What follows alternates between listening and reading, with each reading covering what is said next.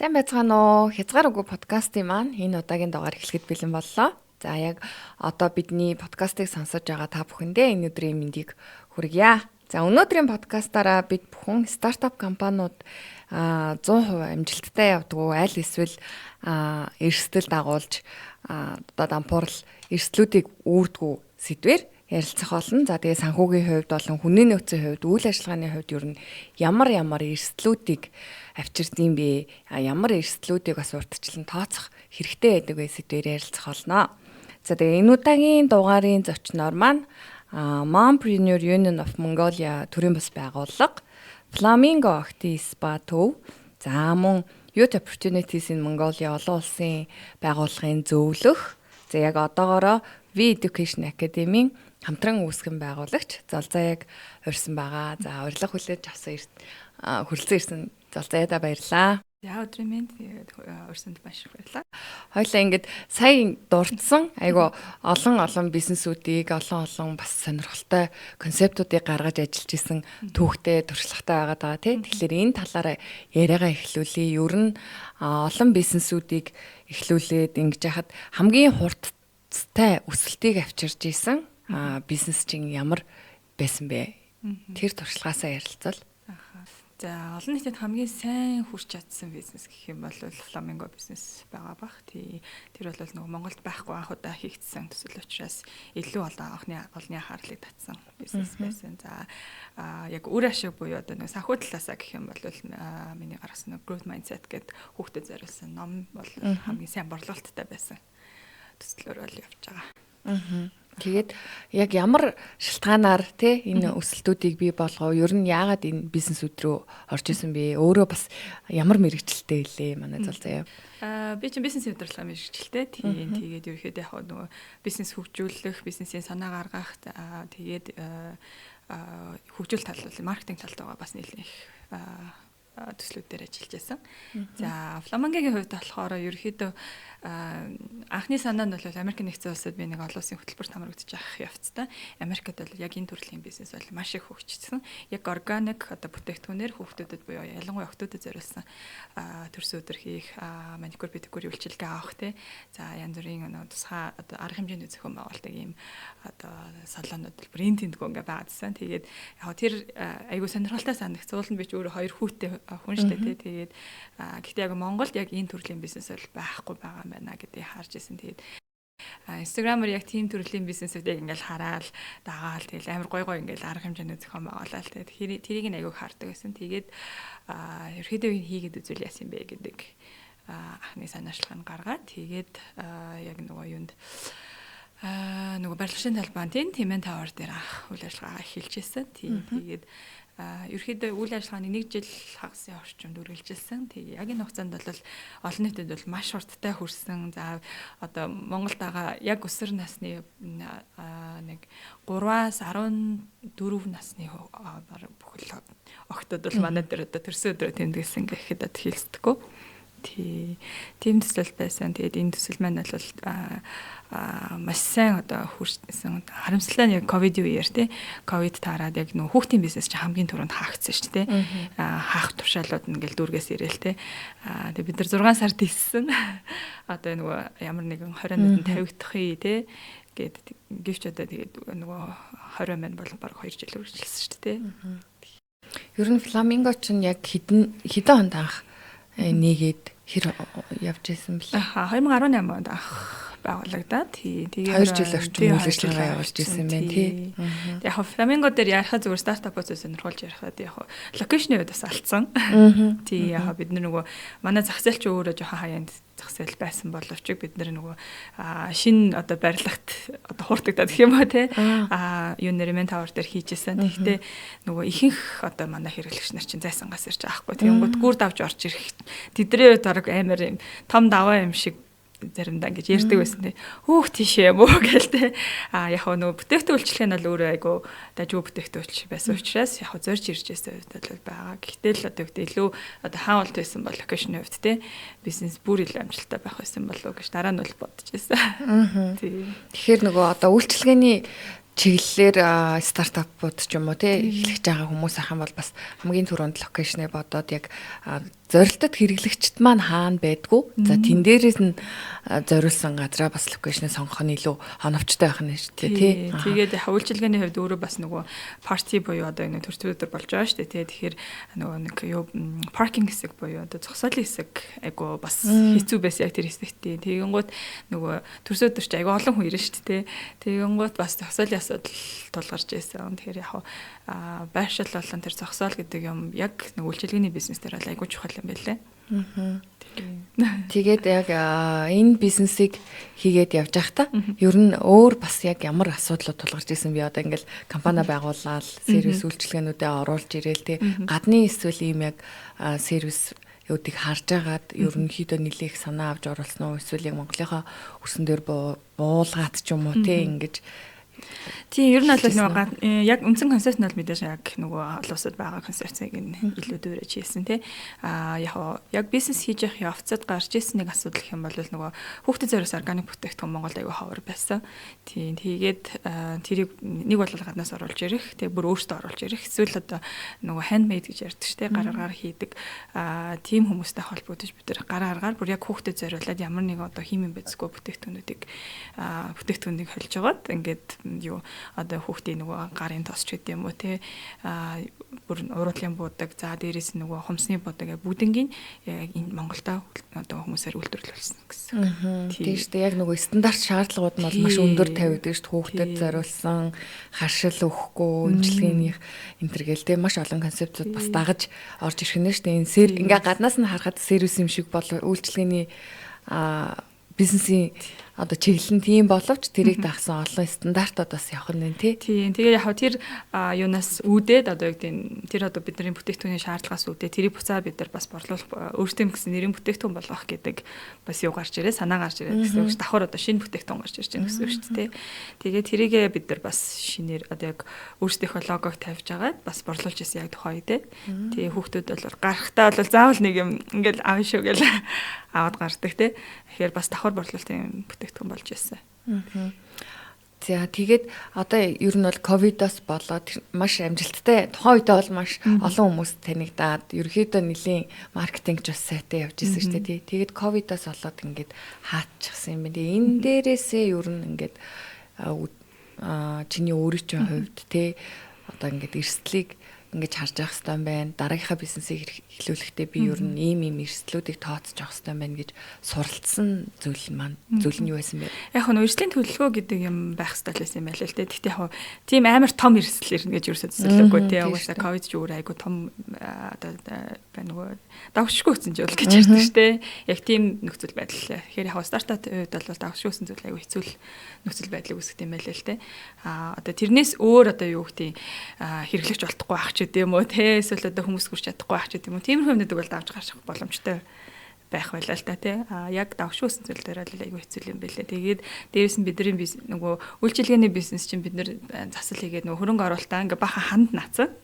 Буцаагаад тэрийг одоо юу гэдэг авах боломжгүй мөнгө гаргаж авах боломжгүй ч юм уу тий.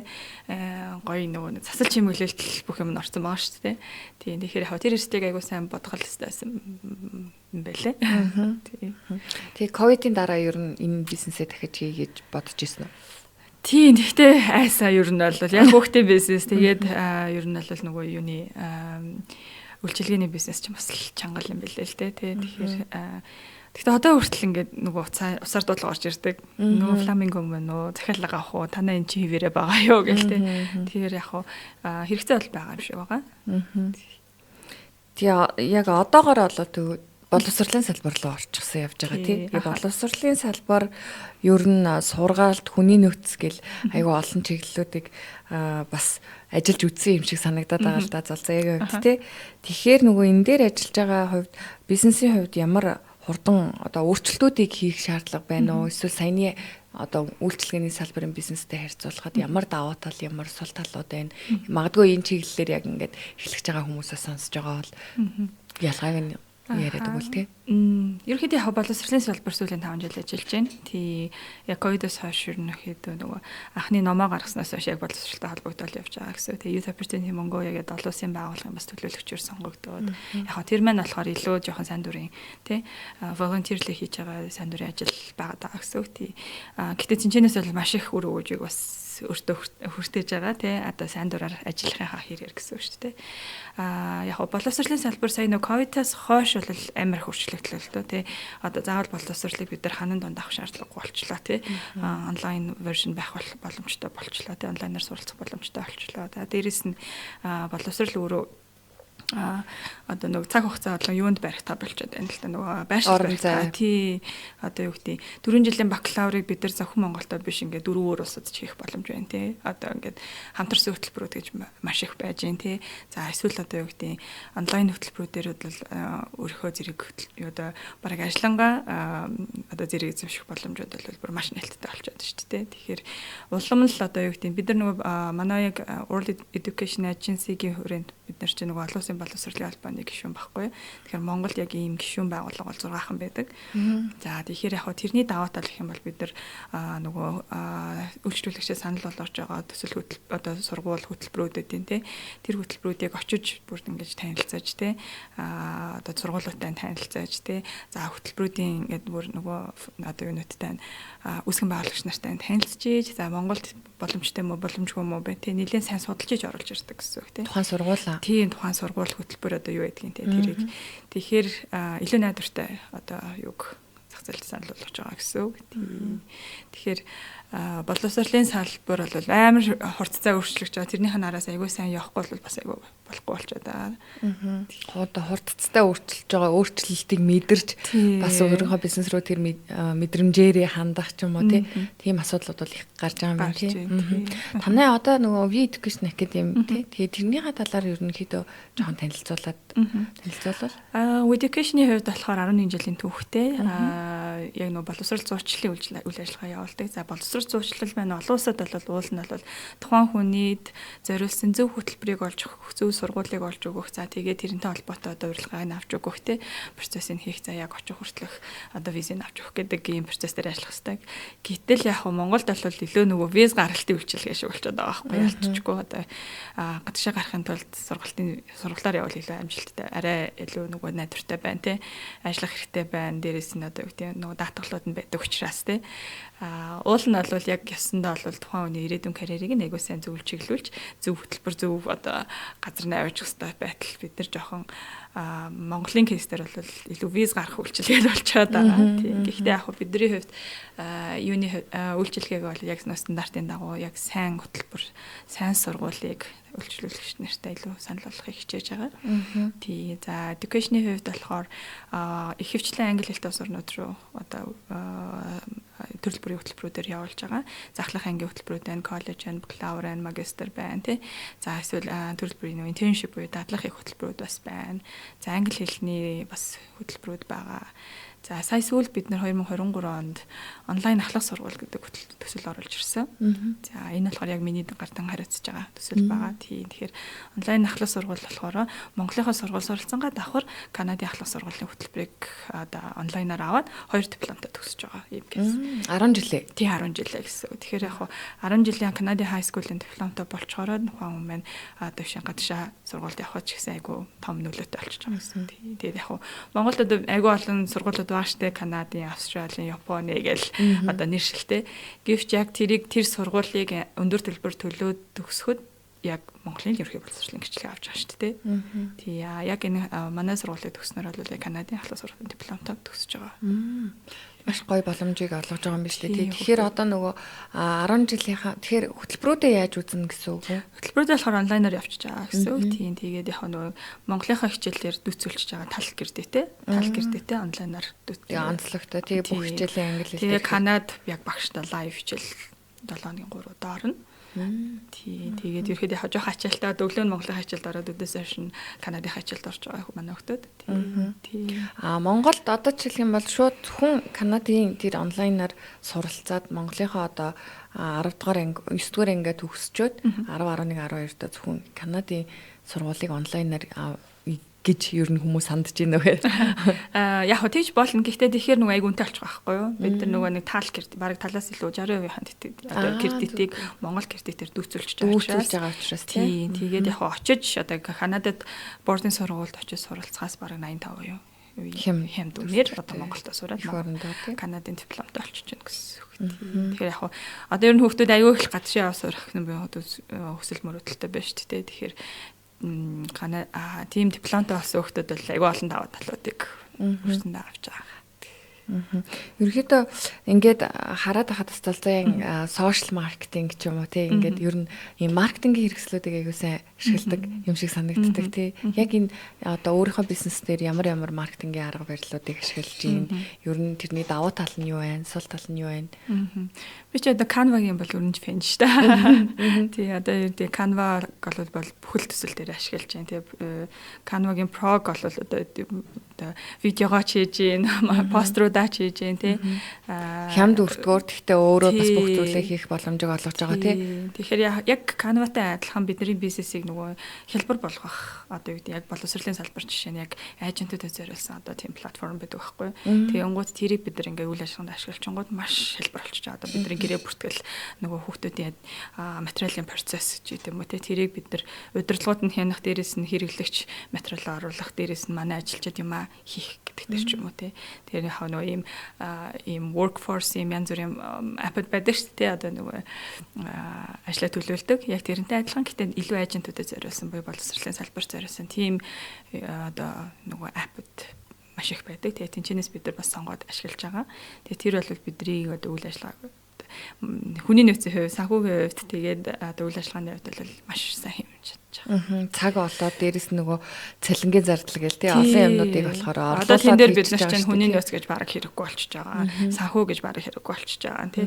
За тэгээд онгод одоо үеийн дундын одоо юугийн хариуцдаг юм менежер бас байх хэрэггүй болчихж байгаа тий. Гэх мэт ингээ бараг 2 3 хүний. Тэгэхээр технологиор бас ийм дөнгөж эхэлж байгаа ялангуяа стартапууд чинь ингээд хүмүүсийг ажилуулад дээрэс нь цалин өгөө дээрэс нь тэн дээр хүний нөөцийн ойлголцол гээл олон юмнууд нөгөө гүйцэтгэх захиралтын ч юм уу тийм чаленжууд бас ирдэг шүү дээ. Тэгэхээр тэд нарыг бас технологиор шийдэх боломжтой. Тэгээ тэр технологийн шийдлүүдийг нь олоод явж байгаа юм гэж ойлголоо. Тэгэхээр тийм технологиг ашиглах ялангуяа нөгөө гадны орны санал болгож байгаа технологич өөрсдөө айгүй төлбөрийн хувьд айгүй боломжийн тусаад байгаа байхгүй бидний хувьд бол тий. Одоо шинэ Канадад бол бид нар нэг юуны сарын $19 төлж байгаа шүү дээ. Тэгээ юм уу тэр чинь баг нэг маркетингийн үнэ зардлыг хэмжиж байгаа шүү дээ. Одоо нэг дизайнерын тий. Тэгэхээр юун дээр ч гэсэн одоо ажентийн програм ч гэсэн сарын айгүй хэмтхан ер нь $50 ч лөө. Ерөнхийдөө нөгөө бас ном гаргаж ирсэн шүү дээ. Тэгэхдээ нөгөө сошиал дээр айгүй нийлээ идэвхтэй байгаад тэгээ бас яг ингээ ковидын үед фламингог өмнө нь ярьжсэн тийм фламингог ингээ хаагаад ерөөхдөө жоохон санхүүгийн хувьд эрсдэлд учирсан энэ үедээ би ер нь номоо гаргасандаа айгүй их баярлж исэн гэдээ ярьсан энэ талаараа ярилцлаа. Тийм тэгээд яг 19 20 онд чинь нөгөө 19 оны сүүлээр яг ингээл нэг ивгүүтэл эхэлсэн шүү дээ тий. Тэгээд тэр номыг угаас хүүхдүүдэд зориулж анх ашиглаж байсан. Тэгээ тэр ном энэ хэр яг хэрэгтэй ном юм байна. Монгол хүүхдүүдэд бол байтугай одоо эцэгчүүдэд бол айгуу чухал ном байна гэх. Тэгээд ерөөхдөө мэйл өчээд эрхийг нь аваад тэгээ би өглөө алхах нэг 7 цаг тасвал 1 цаг ном орчуулдаг байсан. Тэгэл нэг одоо толгоос сэргийг дээрээ гэсэн үг шүү дээ. Тэгээ орчуулаад ерөөхдөө тэр чинь 5 багц ном гэдэг чинь бас нэлээд их орчуулгатай.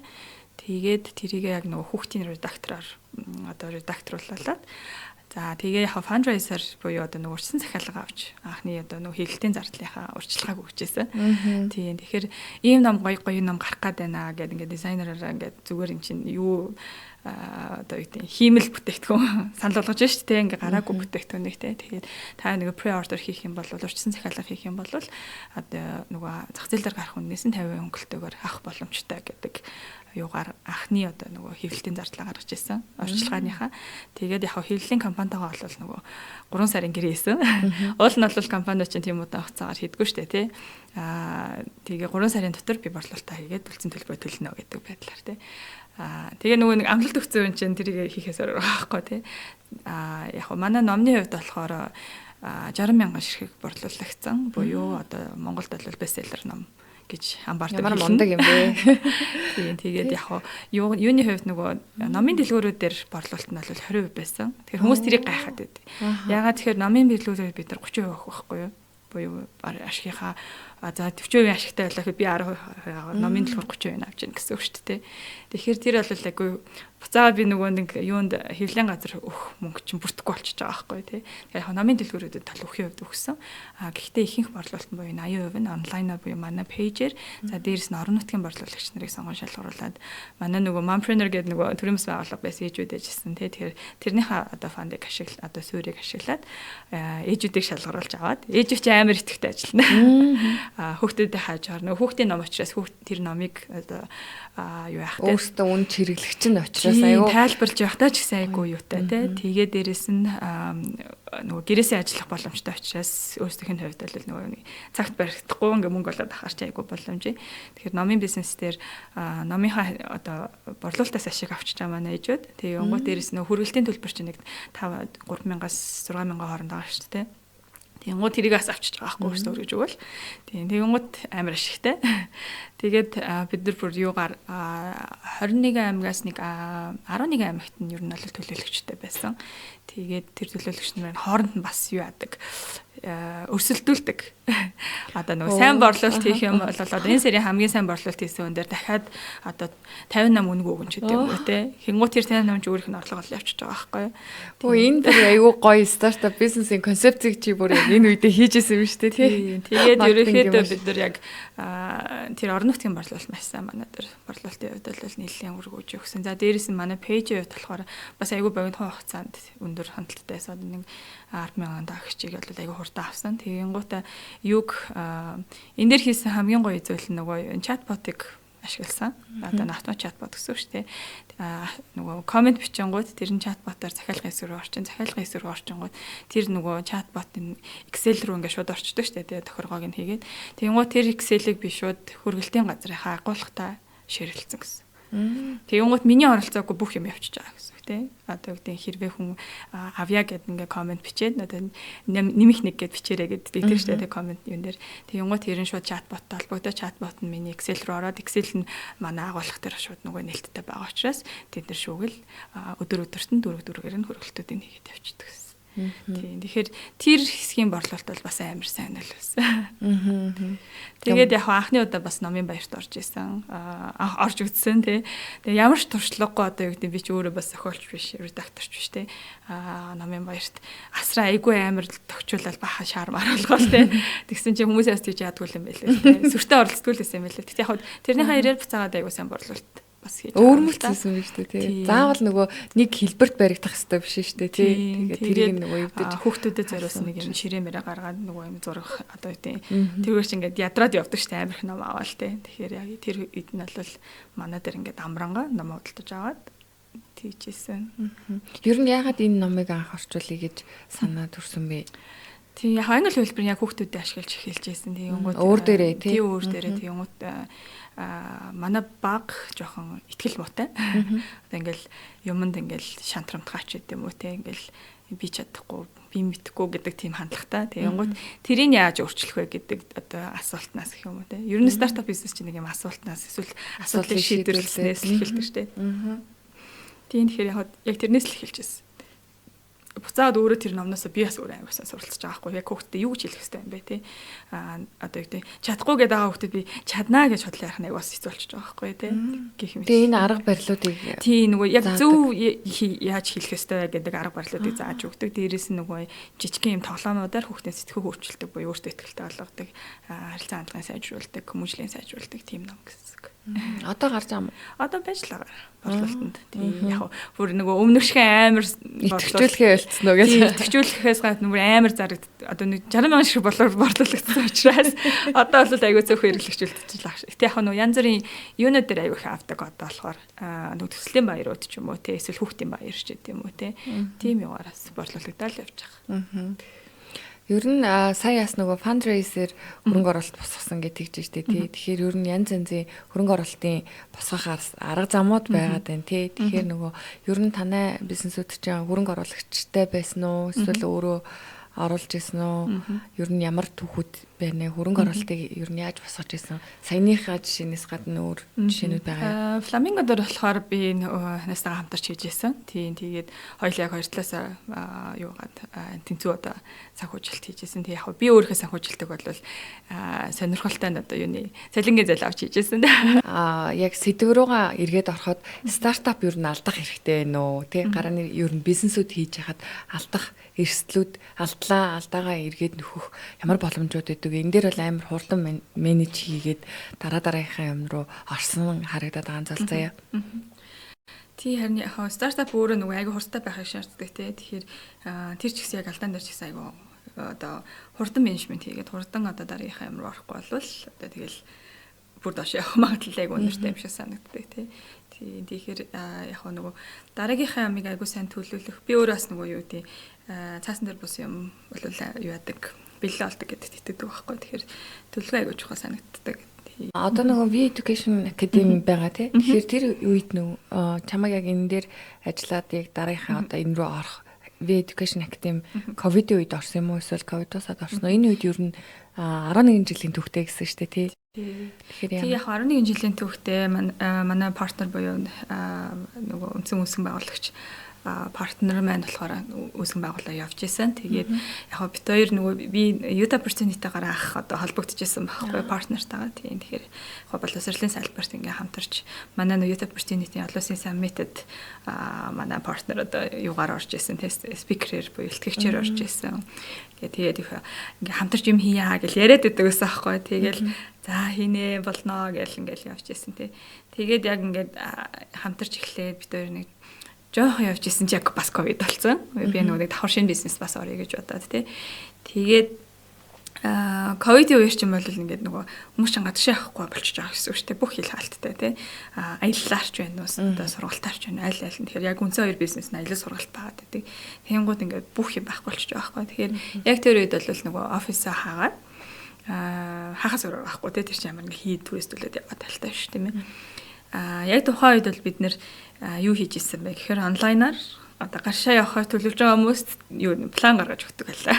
Төлөвлөгөөнүүд. Тийм төлөвлөгөөнүүд гаргаж тий одоо санхүү яаж бэлтгэх үү юм уу те эсвэл одоо хашаа явуул зүгээр юм ч гэдэм үү те гэдэг юм жижиг мини сургалтууд хийгээд ингээ явж ирсэн. Тэгэхээр яг тухайн үед одоо юу гэдэг нөгөө юугаа режимээ алдахгүй ч гэдэм үү те зорилгоор тийм юмнууд явжсэн. Тэгээд идэвхжүүлэлтэй ажил хийгээд явжсэн. Тэгээд яг 20 оны сүүлээс те заагаад жижигхэн офис эхлүүлсэн. За тэг яг тэнцэнээс нь бол бүр ингээд нэлээд төлхөө ороод явсан. Тэгээд жижиг офисээс одоо л бид бүр 3 офистэй, 3 салбартай, дахиад нэг актемтай болцсон явж байна. Маш хурдцтай өсөлтийг бий болгосон байна шүү дээ. Тий. Одоо танах хэдэн ажилтнтай вэ? Одоо манай 18 ажилтнтай. Тэгээд 3 офистэй. Зүйл ажиллагаанд нөгөө аялал, боловсрол, тэгээд актем гэсэн 3 ажиллагаатай. Нөгөө Youth Opportunities in Mongolia-гийн олон улсын зөвлөх гээд тэгжсэн тий. Тэгэхээр нөгөө Монголд ер нь ганцхан зөвлөхөд юм уу? Төв Азийг хариуцсан билүү? Тий, ерөөхдөө Youth Opportunity чинь болохоор олон улсын байгууллага. Тэгээд Монголд жил болгон одоо шинэ төлөөлөгчдийг сонгодог. Гэхдээ бусад улс орнуудад сонгогдоод байгаа ч манай Монголын хувьд болохоор надаас өрхөн байхгүй байгаа. Тийм. Тэгээд яг нөгөө 5 жил ажилласан учраас сүүлийн 2 жилд нь болохоор яг зөвлөхөр ажиллаж байгаа боёо. Бусад орныхоо одоо нөгөө шинээр сонгогдож байгаа тийм. Ингээд шинээр жил болгоо ингээл амбассадор сонгогдож байгаа шүү дээ. Тэднийг сургах ажил томилогдол явж байгаа. Тэгэхээр өөрсдийнхөө кейсийг буюу манай Монголын кейс айгу одоо амжилттай явж байгаа. Тэгээд шилдэг 8 одоо төлөөлөгчийн нэгээр шалгарсан. Одоо дэлхийн 115 орны төлөөлөгч дундасаа тийм. Тэгээд Монгол нөгөө олон улсын чуулган зохион байгуулж байна, янз бүрийн ивент зохион байгуулж байна. Манай өөрсдийн community ч одоо нэг 50,000 орчим гишүүнтэй одоо 0-ээс нь эхэлсэн байхгүй тийм ч юм бэ. Тэгэнгүүт айгүй итгэвтэй одоо ингээд би бинээсээ юм асуудаг тий. Одоо гацш яах вэ янз бүрийн тэтгэлгүүдэд хамрагдахад яах вэ тий гэдэг юмнуудыг ингээд бүр тогтмол за юута посласаа гэдэг тийм юута болцсон тий хүмүүс. Тэгэхээр яг тийм болтол нь бол ажилласан ганцаараа тийм тэрнийг одоо нэг олон улсын одоо шинээр орж ирж байгаа хүмүүс туршлага олгож хуваалцдаг тий. За ийм ивент хийвэл зүгээр шүү те. Ийм одоо постууд оруулах зүгээр шүү те. Эсвэл одоо ийм workshop зохиомжлох юм бол та нар бас яана гэдэг ч юм уу те. Тэг яг хүмүүс юу яагаад вэ? Utopus одоо юу гэдэг чи цалин авд юм уу гэдэг тийм. Тэгэхээр гоо цалин бол авч үзээгүй. Гэхдээ нөгөө цалингаар үнэлэгдэшгүй одоо туршлага мэдлэгийг тийм мэдлэг дээрээс нь боломжууд аяг хорж ирдэг. Тийм тэгээ сая сүүлийн 2 жил бид нар яг Utopor дамжуулаад олон улсын одоо чуулганууд гэж ярьдаг шүү дээ. Олон улсын чуулгануудад Монгол залуучуудыг оролцуулах шалгуултыг бид аж хийж байгаа. Тийм тэгээд нэг 8 улс руу за нэг 130 гаруй залуучуудыг явуулчлаа. Ерөнхийдөө ямар чиглэл салбарууд нь ямар салбарууд эдийн? Салбар яг тухайн нөгөө чуулган ч өөр өөрсдийн нөгөө тийм буюу одоо ямар салбарт зориулсан чуулган тий тэрнээс хамаардаг гэсэн үг. Тэгэхээр яг нэг 16-аас 35 насныхан оролцох боломжтой. Тэгэхээр тэнд ягаад оролцоод байна гэхээр 10 жилийн хүүхдүүдийн хувьд бол нөгөө коллежид ороход профайлаа сайжруулж байна. Нөгөө ажлын байран дээр байгаа залуучуудын хувьд болохоор илүү нөгөө өөрийнхөө CV-г сайжруулж байгаа нэгдүгээрт хоёрдугаар тэ гадаад харилцаагаа сайжруулж байгаа гуравдугаарт магадгүй аялж үзчихэж штэ тэр чинь бас тэ тодорхой хэмжээгээр суралцангаа аялчих боломж гарч ийн. За тэгээд магадгүй хэрвээ мастер хийх гэж байгаа бол бас тэр чинь бас CV-н дээр нь хайлайт болж орж ирнэ тэ. Гэх мэтлэн гоё үр дүн даваа талтай л да. Тэгээд нэг Филиппин, Таиланд, Турк, Япон, Малайз гэл улсууд руу залуучуудыг явуулж чадлаа. Одоо 50,000 гишүүнтэй гэдэг нь Монголд юм уу? Тийм Монголын манай Opportunity Group маань гэсэн үг. Тийм. Маш идэвхтэй групп байдаг. Тийм. Тэгээ айгаа маш олон боломжууд дэлхийн олон өнцөг болон бүрт байгаа олон боломжуудыг ер нь бол одоо санал болгож тийм мэдээллийн шууд хангасан. Тэгэнгүүт тэрийг одоо залуучууд ороод улсын линкээр нь ороод явмаар байгаа байхгүй. Даанч тийхгүй л байна л да. Тийм тэгтээ яг бид нар ингээ бүр зохион байгуулалтыг хийж өгөөд одоо юу гэдэг аялын төлөвийг гаргаж өгөөд тэгж байгаа тохиолдолд явж байна. Тэр нөгөө айл болох бэлэн юмд л хүмүүс яаж тэр яг ингээ нөө туршлагаасаа ингээ харсаар байгаа. Тэд нар ингээ линкээр нь ороод apply хийгээд за apply хийгээ шалгарсан ч гэсэн одоо юу гэдэг билетээ захиалах, хотелоо захиалах ч гэдэг юм уу, визэнд орох ч гэдэг юм уу тэр процесс руу орохгүй байгаа байхгүй. Тэгэнгүүт тийм бүтээгдэхүүнчлэг олгоод гаргаад өгч байгаа. Тэгэхээр яг нөгөө одоо хийж байгаа бизнестэй чинь бас яг уялдаад явчихж шүү дээ тий. Тэгээд яг Utopor дамжуулаад яг би цалин авдаггүй ч гэсэн бас айгүй шинэ бүтээгдэхүүнүүд одоо залуучуудад санал болгоод тэрнээсээ бас фанд үсгээд өөрийгөө цалинжуулах гэдэг юм бол хийгдэж байгаа. Тэгэнгүүт яг одоо бол жишээ нь боловсролын салбарт би чинь 5 жил ажиллаж байгаа учраас хүмүүсийг менторлох хэмжээнд бол орчиж байгаа байхгүй тий. Тэгэхээр яг ийш тийшээ хөтөлбөрүүдэд сургалт одоо магистр бакалаврт явхад ямар материал бүртгүүлэх яах юм гэдэг дээр нь менторын үйлчилгээнүүдээс яг хуваараа өгч байгаа. Тэгэхээр ингээд нөгөө сонсоод байсан чи хөрөнгө оруулалтыг хүн заавал ингээд томоор тий хараад би нэгэн хүн миний бизнес рүү хөрөнгө оруулвал би энийг эхлэнэ гэж заавал хүлээх биш өөрөө багаарч ер нь бүхэл боломжуудыг ашиглаад хийх олох боломжтой байна гэдгийг ойлгож авлаа. Тий яг үнэн шүү. Тэгэхээр нөгөө нэг яг тууштай хийсэн юм айгүй хүрдэн хүрэгдэм байлаа. Utopor бол би тэрийг харсан. Utopor би яах ингээл 0-аас нь эхлээл membersтэй group үсгэж байгаа ш. Тэгэнгүүт одоо тэрний өгөөжийг буюу 5 жилийн дараа би амар сайн хүртэж шүү дээ. Би ментор хийх боломжтой болж байгаа гашаа залуучуудыг явуулах боломжтой болж байна. Миний бизнест давхар одоо юу гэдэг customer авчирч чадчихээн тий. Жишээ нь одоо юу гэдэг манай актем нөгөө хэлний актем байгаа шүү дээ. Тэгэхээр хэлний актем руу би Utopor дээр ганц пост хийхэд манай хэлний актемийн одоо ангид өрчиж байгаа. Өчөж जैन тий. Би хэмжлэн их олон даваа талуудыг бий болгож ирсэн. Тэгэхээр ер нь бол нөгөө аливаа ямар нэгэн зүйл хоосон биш угаасаа сэтгэл зүрхээ зориулж л ах юм бол тэндээс өөр өгөөч биш юм аа. Одоо юу гэдэг тий мөнгөн биш байдлаар ч гэсэн олон зүйлүүдийг хүртэх боломжтой гэдгийг яг өөрийн биеэрээ үлгэрлээд. Тий, ер нь яг тууштай явуул айгүй их боломжууд бол гарч ирд юм байна гэж хараад байгаа шүү дээ. Одоо Кыргызстан юу лээ? Түрүүн бас өөр нөгөө бусад орнууд, Азийн бусад орнууд руу зөвлөгдөг гэдэг. Тэр нь ямар орнууд дийлэх нь? Тий, Төв Азийн улс орнууд байгаа. Тий, тэгэхээр Төв Азийн 25 одоо төлөөлөгчрийг би яг хариуцаа явж байгаа. Тэгэнгүүт тэд нар надаас яаж ивент хийх үү, яаж фандрайз хийх үү, за яаж нөгөө группээ идэвхжүүлэх үү гэл ингээл тогтмол асуугаад заримдаа сургалт дээр ороод явж байгаа. Тийм тэгэнгүүт яг санал юм байлаа гэдэг. Олоосын хүмүүст тийм би ингээ Монгол нэг юмхтэй сургалт ороод яваад тахаар тий. Тэгтээ хаа гоё. Ер нь ингээд явж хахад нөгөө Монголын залуучуудын болон одоо гадны залуучуудын онцлог нь ялгаа нь юу вэ? Эсвэл нэг бас ер нь харьцангуй дайггүй ингээд нэг глобализашны дагаад бүгд ижилхэн байна уу? Ер нь адилхан л санагдаад байгаа. Тий одоо гэдэг адилхан л мэдгүй юм байгаа. Адилхан чадж байгаа хүмүүс ч байгаа тий. Амжилттай хүмүүс ч байгаа. Тэгэнгүүт бид нар айгүйх гэдэг чинь гадныхан гэхээр ингээл амар мундаглаг гэж боддог. Тэгэнгүүт биднээс ч гэсэн суралцах юм байдаг юм байна тий. Өөрсдөө тэгж хайрцаглах хэрэггүй юм байна гэдгийг бол айгүйх бодоод байгаа шүү дээ. Эсвэл яг үнэн тий. Тэгээд ялангуяа ингээд хайрцаглах гэдэг сэтгэлгээ бас яг байгаад ах шиг санагдаад байдгийн. Тэгээ ялангуяа нөгөө бизнес дээр гарааны бизнес эрхэлж байгаа ч вэ. Ер нь ингээ аливаа зүйлийг эхэлж байгаа суралцагч байх хүн, суралцагч байж чаддаг хүмүүс бол аль болох тэр нөгөө хайрцаглахгүй чөлөөтэй сэтгэдэг хүмүүс л ер нь ингээд суралцагч, тогтмол суралцагч бай гэж ирмэлцсэн юм шиг санагдаад байдаг шүү дээ. Одоо чинь би тэр номон дээр одоо үүдээ тэрийн зохиолч эмэгтэйлөө бичээгүй боловч гэдэг юм уу тий. Эсвэл одоо youth opportunity-ийн тэр одоо тэр чинь шалгаруулалт болж байгаа шүү. Тийш апплайдаагүй болч гэдэг юм уу тий. Яг үнэ. Эсвэл одоо юу гэдэг олон улсын чуулганууд руу би шууд контакт өгдлөө байхгүй манайх ингээм байгууллага танах руу ингээд залуучуудыг явуулъя. Шалгаруулалтыг бид нар хариуцъя гэл тэгэл тийм одоо үйлдэл хийгээгүй л олвол тэд нар чинь ингээ юу болохгүй шүү дээ, бодит болохгүй шүү дээ. Тэгэхээр яг нөгөө айгу хурцтай тэгээд тэрнийхээ үйлдэлийг хийдэг байх хэрэгтэй тийм байх нь аюул чухал юм шиг санагдав. Бодоол яваад байдаг шүү дээ. Одоо нөгөө ном ингээд айгу гоё ном уншчаал англи хэл дээр ч юм уу тэр чинь энийгээ гоё орчуулад хүрхийнсаа хизээ хүргэндээ гэл бодоол яваад байл хийн бол хизээч бэлээ болохгүй тий. Тэгэхээр ингээд бичээд алхам хийгээд алхамаар ингээд урагшлуулад тэгээд мөрөөдлөө бодит болгоод явах боломжтой. Одоо жишээ нь номон дээр би бол тэгээд өглөө 7 цагт нэг одоо 5 хуудас яг орчуулчихъя гэж өөртөө нэг юм зорилт тавьсан. Тэгээд тэрийг одоо гарах үгүй нь бас мэдэхгүй шүү дээ. Тэгээд яг тухайн үед болохоор би за ингээ юу ч хийхгүй сууж ирснээс одоо ковид үеэр ч ингээ хийх юм байхгүй л шүү дээ. Юу ч хийхгүй сууж ирснээс ядаж нэг юм ингээ хилээ сайжруулаач болтох ингээ байж яа гэж бодож хийжсэн. Тэнгуут тэр чи өөрөө буцаад тэгвэл хийсэн юм чи үр дүнгээ өргөжж байгаа байхгүй тий. Яг үнэ тэр маш чухал зан чанар яагаад байна тий.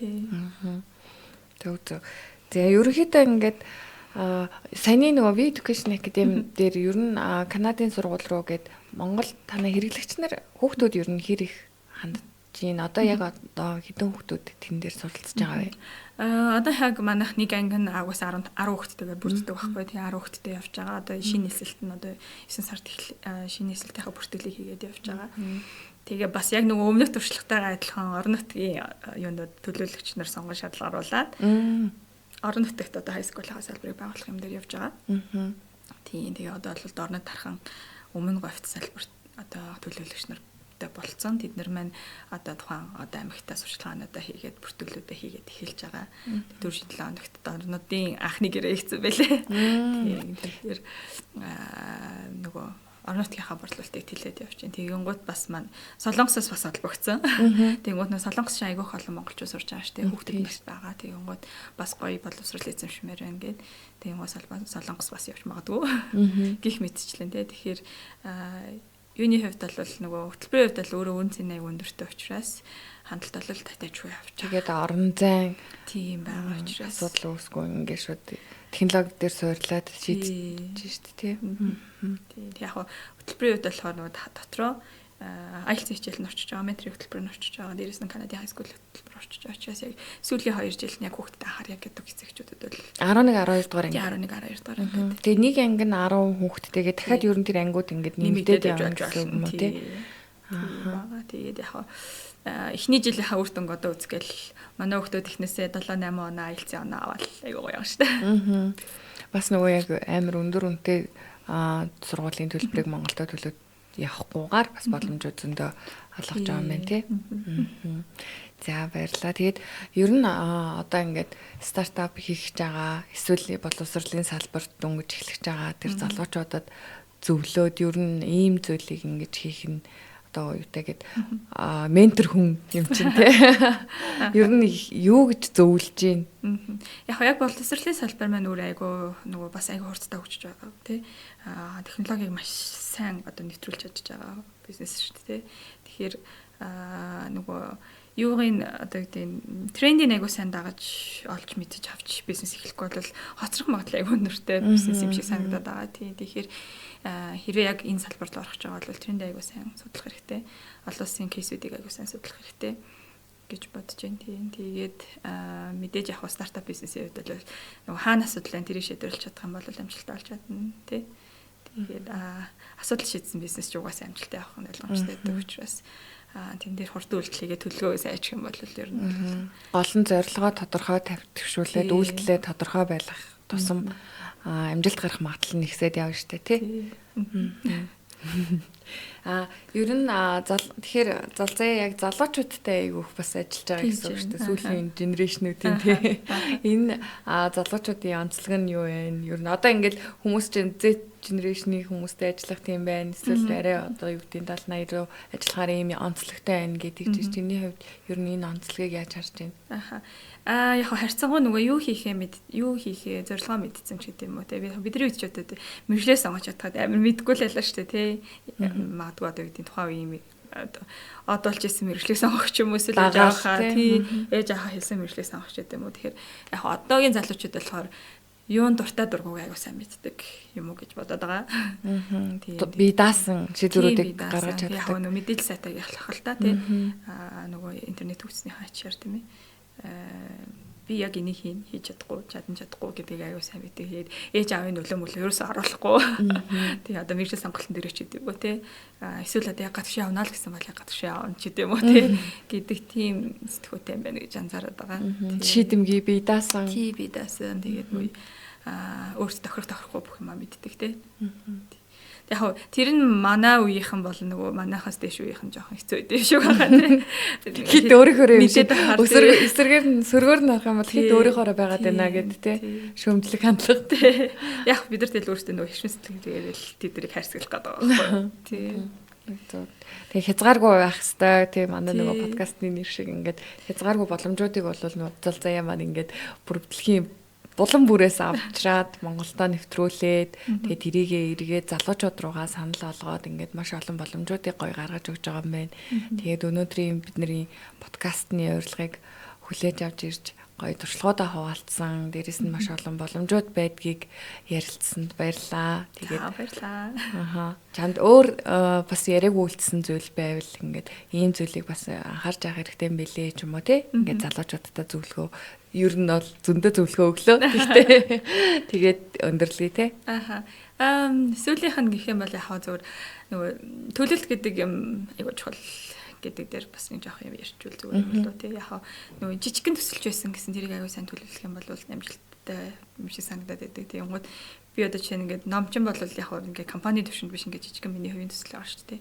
Тэгэнгүүт энэ дээр ингээд бүр яг ингээл номынхаа одоо номын дэлгүүрийн бүдийнхэн жагсаалтыг гаргаал те нөгөө юунуудынхаа орнуудынхаа төлөөлөгчдийнхаа ингээл жагсаалтыг гаргаал за тэр нөгөө захиалгуудынхаа ингээл бүх юмыг айгуу сайн төлөвлөж исэн цаасан дээр болгож исэн гэх юм уу тэгснээрээ буцаагаад энэ чинь айгуу амжилттай болчтой юм шиг санагдав. Тэгэхээр нөгөө төлөвлөгөөгөөс болоод бид нар айгуу олон зүйлийг алддаг шүү дээ.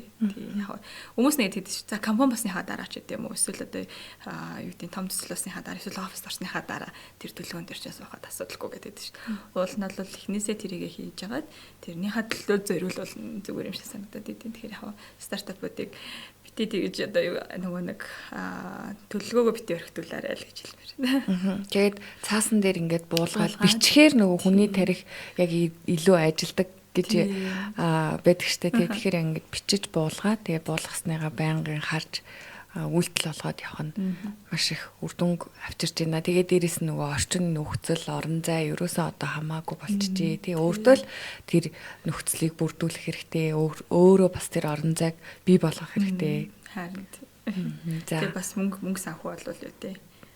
Ямар ч боломжоор ингэж гаргаж ирж байна шүү дээ. Одоо залзаа бол маш олон төрлөөр fundraising хөрөнгө оруулалтуудыг бас татсан байна шүү дээ тий. Тодорхой хэмжээ жижиг том байдлаар тий. Тэгэхээр яг мөнгөтэй бол хийх юмсан гэдэг юмэр биш тий. Чиний нөгөө санаа чи үн цэнтэй бол тэрийг хөдөлж авах хүн хөрөнгө оруулах хүн хэрэглэгчээс авахлаа зөндөө баха. Тийм заавал нэг том хөрөнгө оруулагчийг ингэж хараа суугаад авахгүй өнөөдөр яг хажууд байгаа хүн чинь хөрөнгө оруулсан биз дээ тий. За маш их үнцэнтэй олон гоё зүйлүүдийг ярьж өгсөнд баярлалаа. Баярлалаа. За